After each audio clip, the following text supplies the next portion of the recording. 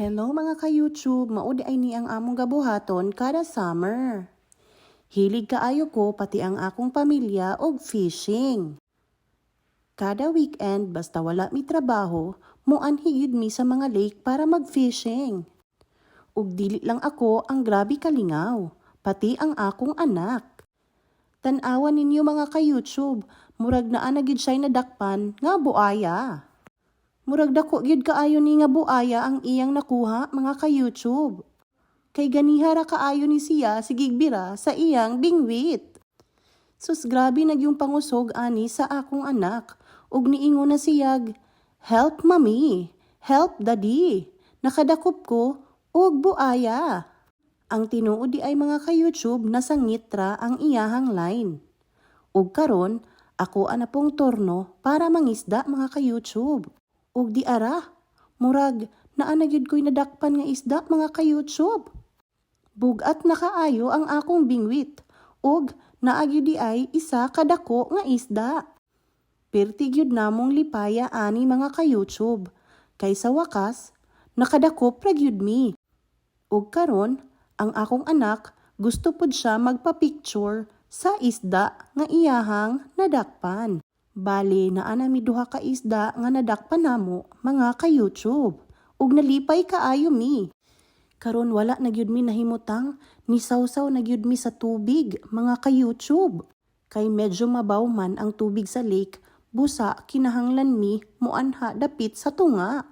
Kay ang mga isda wala man sila nagtambay dinhi sa kilid. Gusto sila nga didto sila sa medyo lawom.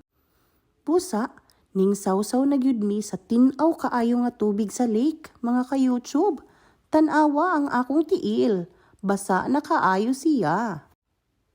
Ug sa dihang dinha nami namingwit sa naay tubig mga ka-YouTube. Ug kauban pod namo ang among isa ka amiga nga si Ate Beth nga pareho nako grabe pod ka-adik og fishing. Nag-anam na og saka ang tubig mga ka-YouTube kay medyo ning hapon na. Basta mag-fishing mi kuyog ang akong pamilya, sayo gyud mi mugikan sa among balay. Kay medyo layo-layo pod ang lake nga among adtuan mga ka-YouTube. Na ay lake nga isa ka oras ang among biyahion, usahay pod duha. Naapoy tulo ug upat. Pero dili na kaayo mi gaadto sa lagyo kaayo nga lake mga ka-YouTube. Isa ka oras ang dagan sa among sakyanan, padulong ani nga lake, okay na. Ang amo lang nga malingaw mi sa among pag-fishing kauban ang among suod nga amiga. So nakadakop ang akong amiga nga si Ate Beth mga ka-YouTube ug di ara nakakuha siya og pikirel.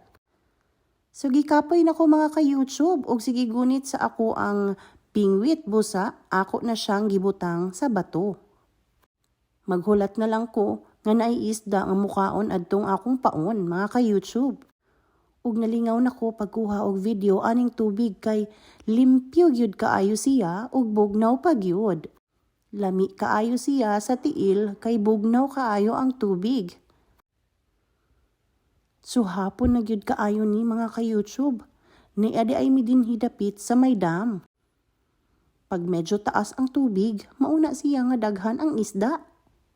Pero kung mubo ang tubig, gamay lang ang isda. Ang nakagwapo mga ka-YouTube, kung mubo ang tubig, mas limpyo ang tubig. Kay kung lalom, lubog. Daghan kaayo mig makuha dinhi nga isda usahay mga ka-YouTube. Lain-lain nga klase sa isda sa lake ang among makuha.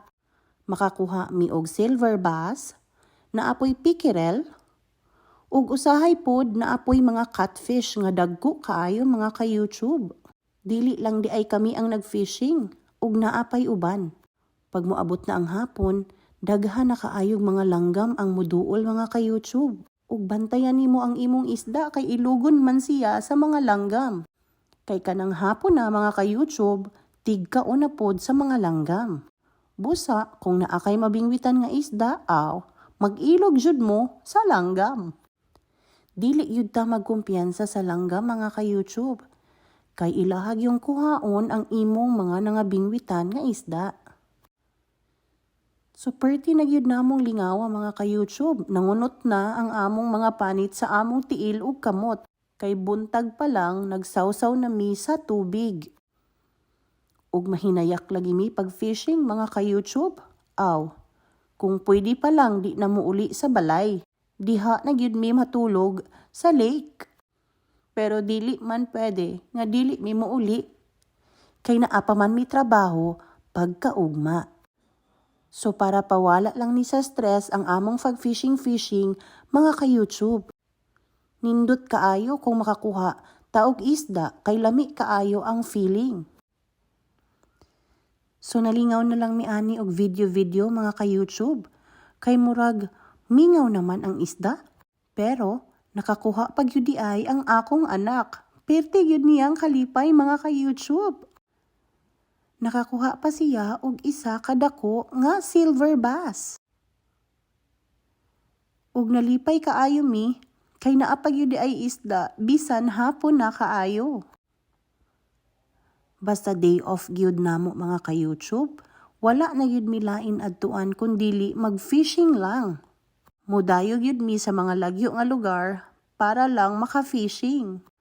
Naay mga panahon nga wala gyud mi kuha, pero naadyoy panahon mga ka-YouTube nga daghan kaayo ang among kuha nga isda. Mao di ito siya nga isda ang among ipaon mga ka-YouTube. Mao to ang among bait para makadakop mi og daghang isda. Magpalit mi og frozen nga bait para dadon namo sa lake para maoy among ipaon. Lingaw kaayo basta naami dinhi mga ka-YouTube og di ara ning sawsaw na gyud mi sa lawom nga portion sa tubig. So wala na gyud mi nakaantos. Og di ara naay nakadakop. Oh my goodness mga ka-YouTube. Excited kaayo mi pero agoy, murag dako kaayo to. Naputol man ang akong line. Nakabuhi ang dako kaayo nga isda. Sayang kaayo mga ka-YouTube. Ug nagsangit na ang among mga linya sa among bingwit. Busa, kinahanglan na pud namo ayuhon ang among bingwit. O sige na mga ka-YouTube, babay sa kay amo sa ning ayuhon ang among bingwit. Salamat!